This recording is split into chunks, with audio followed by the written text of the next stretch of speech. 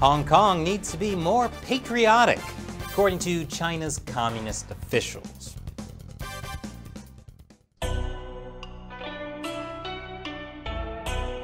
Welcome to China Uncensored. I'm Chris Chappell.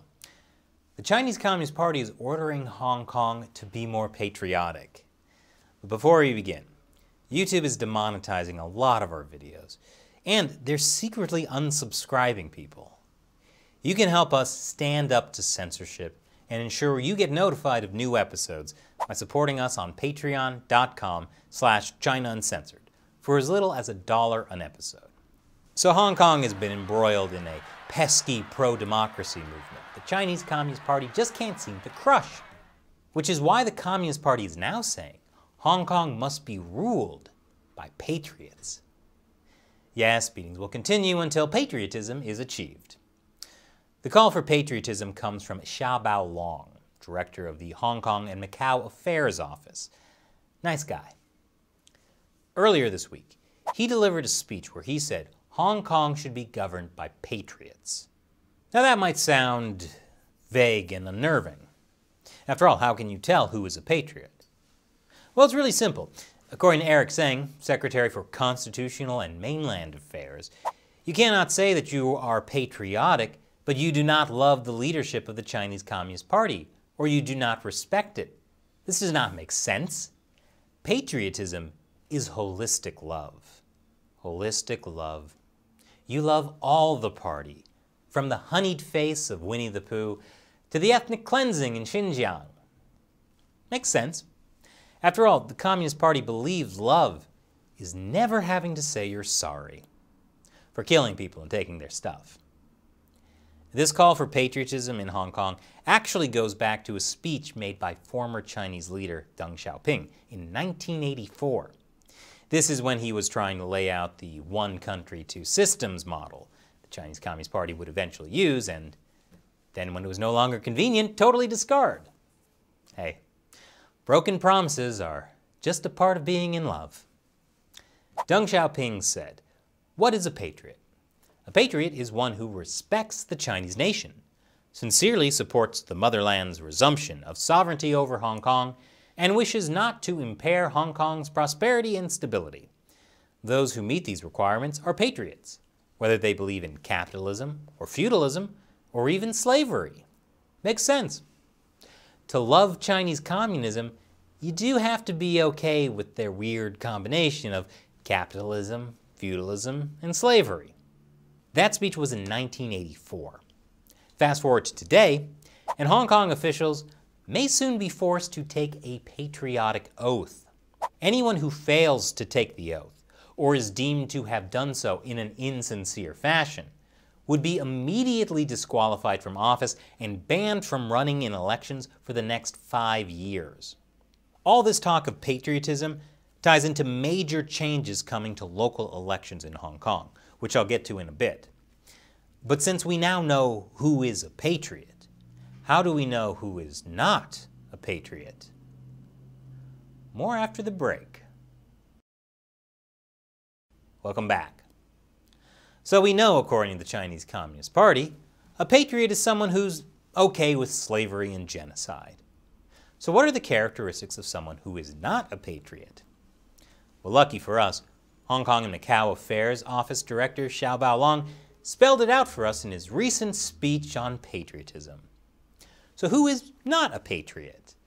Well, he says those are people who hysterically attack the central government by various means, publicly promote Hong Kong independence, beg foreign countries to pressure and sanction China and Hong Kong, violate Hong Kong's national security law, challenge the fundamental system of the country, and refuse to accept or deliberately distort Hong Kong's constitutional order. So these 2 million people, not patriots.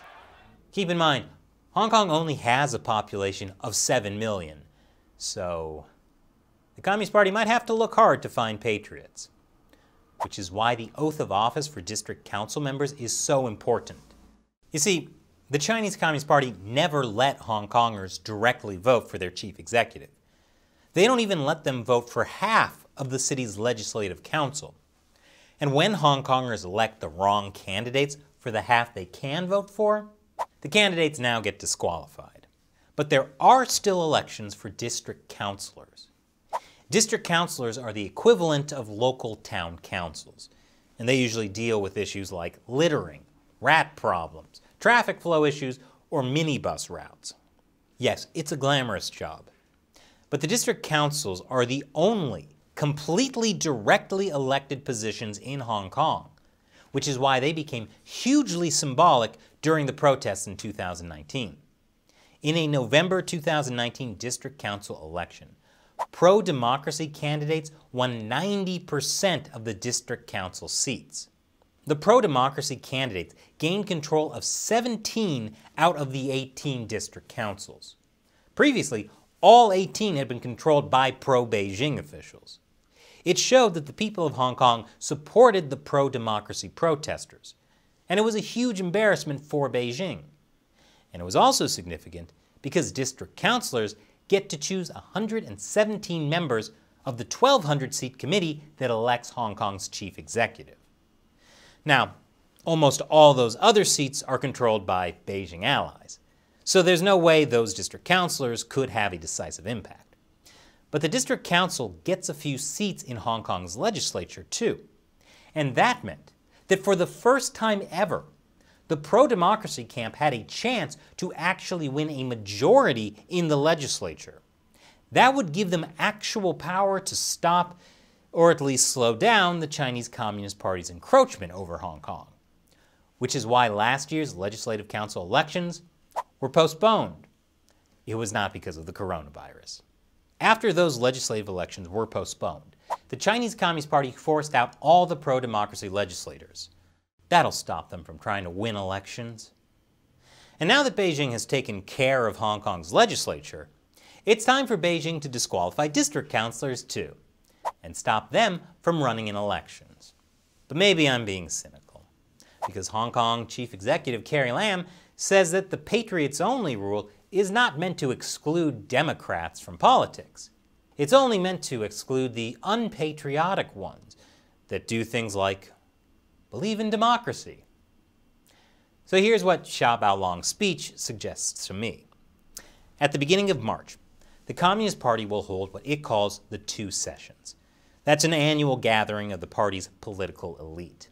China's rubber stamp Congress will then rubber stamp any policy action the party wants.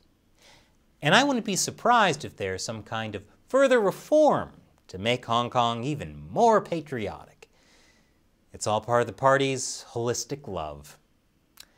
And now it's time for me to answer questions from a member of the China Uncensored 50-Cent Army, fans who support China Uncensored on Patreon.